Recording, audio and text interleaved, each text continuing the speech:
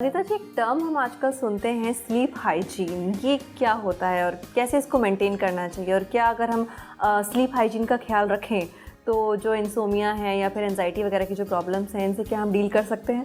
Sleep hygiene से सिर्फ sleeping disorders ठीक हो सकती है। मैंने जैसे आपको कहा कि एंजाइटी के वजह से नींद नहीं आती है, बराबर। तो एंजाइटी में और स्लीप हाइजीन का कुछ कनेक्शन नहीं है, लेकिन स्लीप हाइजीन मेंटेन करने से स्लीपिंग डिसऑर्डर को हम लोग ओवरकम कर सकते हैं। स्लीप हाइजीन ये होता है कि हम उसको क्या क्या मेंटेन करें नींद आने से पहले या शाम के वक्त के बाद, क्या क्या मेंटेन करें जिससे हमारी स्लीप डिस्टर्ब ना हो।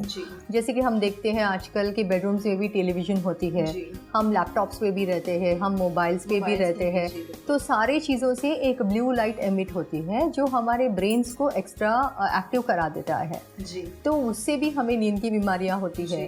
तो हम हमेशा रेकमेंड करते हैं कि आपकी जब स्लीप के टाइम है उससे 2 घंटे पहले एटलीस्ट ये सब चीज़ों से आप दूर रहें।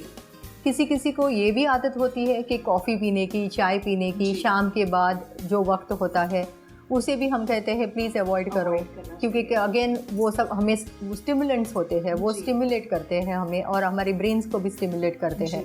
तो उससे अच्छा है कि आपको अगर चाय पीना है तो आप कैमोमिल टी पी लो, बराबर। तो ये होता है स्लीप हाइजीन। किसी किसी को लाइट आंखों में गिरना वो भी हमें प्रॉब्लम्स क्रिएट करता है, तो हम इसके लिए हमारे बेडरूम में ब्लैकआउट कर्टन्स लगा सकते हैं या आई मास्क मिलते हैं, तो आई मास्क के इस्तेमाल कर सकते हैं। एंड प्लस जैसे मैंने पहले कहा, एरोमाथेरेपी अपने बेडरूम में डिफ्यूज़ करना, वो भी हमें प्लेजेंट स्लीप दिलाता है। और किसी किसी को ऐसी आदत होती है कि उन्हें कुछ वाइट नॉइज़ सुनने की आदत होती है, तो वैसे जैसे कि वाइट नॉइज़ का कुछ टेप्स मिलता है, हॉनेस्टली स्पीकिंग नेचुरल साउंड्स के टेप्स मिलते हैं, ऐसे कुछ टेप्स आप लगा के सो सकते हो। वाटरफॉल्स, रेन ड्रॉप्स और नेचर की आवाज़, वो सब लगा के आप सो सकते हो।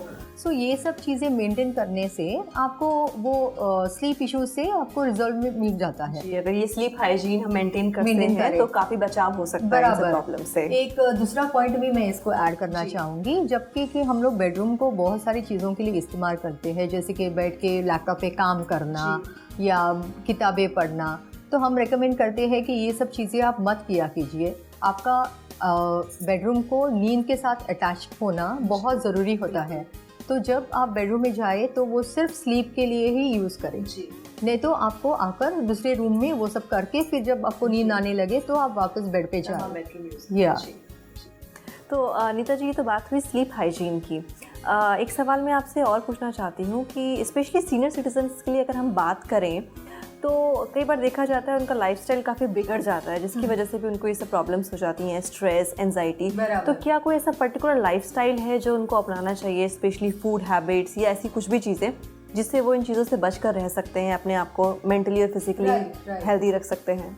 लाइफस्टाइल मैनेजमेंट मेरे हिसाब से तो एक बहुत इंपॉर्टेंट फैक्टर है। तो मैं चाहूँगी कि सीनियर सिटीजन्स ज़रा पहले ही ये लाइफस्टाइल पे आ जाए और शुरू करे जीना ये लाइफस्टाइल, तो उससे बहुत सारी चीज़ों का प्रॉब्लम्स एक्चुअली नहीं होते हैं। जैसे कि फॉर एग्जांपल एक फ़िज़िकल रूटीन रखना, एक्टिविटी रूटीन रखना, जैसे वॉकिंग हो या योगा हो या कोई भी स्पोर्ट एक्टिविटी हो, आपको जो पसंद है, स्विमिंग करना या कुछ भी हो, तो आप वो अपना सकते हो। डांसिंग अगर आपको सीखने को मन है तो आप वो कीजिए, क्योंकि ये रिसर्च में पता लगाया गया है जो ओल्ड कपल्स जो डांस करते हैं या कोई भी डांस करता है ओल्ड एज में, वो आपका डिमेंशिया, अल्जाइमर रिस्क भी कट करता है। तो वैसे कुछ नई चीज़ें सीखना, जैसे आपको अगर लैपटॉप सीखना है या कंप्यूटर सीखना है या कोई भी नया लैंग्वेज सीखना है या जो आप चाहते थे काश मैं सीखता, या म्यूज़िकल इंस्ट्रूमेंट, सिंगिंग, तो ये सब सीखने से भी आपका ब्रेन का भी जो सेल्स डैमेज होने लगते हैं उसे भी हम रोक पाते हैं, रिपेयर होने शुरू कोई ना कोई हद तक हम रिपेयर कर सकते हैं उन्हें। मतलब बेसिकली उन्हें अपने आप को खुद को ऑक्यूपाइड रखना बहुत ज़रूरी है।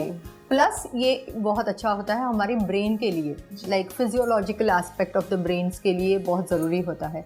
इसके अलावा फ्रेंड्स रखना, एक सोशल सर्कल रखना, और प्लस एक कम्युनिटी को बिलोंग करने की जो नीड होती है, वैसे जो कोई सोशल वर्क पे आपको इंटरेस्ट है, बहुत सारे क्लब्स होते हैं जो अलग अलग चीज़ों को प्रमोट करते हैं, या आपको एनवायरनमेंट पे फोकस करना है या एनिमल रिलेटेड सोशल वर्क है, वो सब करने से भी आपकी एक तो एज भी बढ़ते जाएगी एक्चुअली, और प्लस आप खुश रहोगे।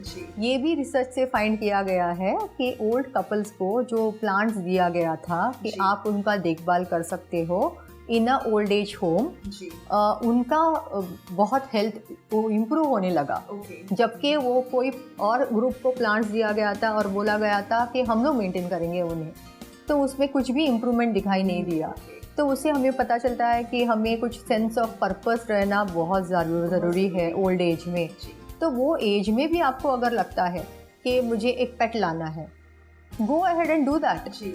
क्योंकि आपको वो भी सेंस ऑफ पर्पस देगा। या आपको कोई सोशल कॉज है which is very close to your heart, जो भी चीज़ आपको खुशी दे, आपको ज़रूर करनी सेंस ऑफ चाहिए। पर्पस दे, वो करना चाहिए। बिल्कुल।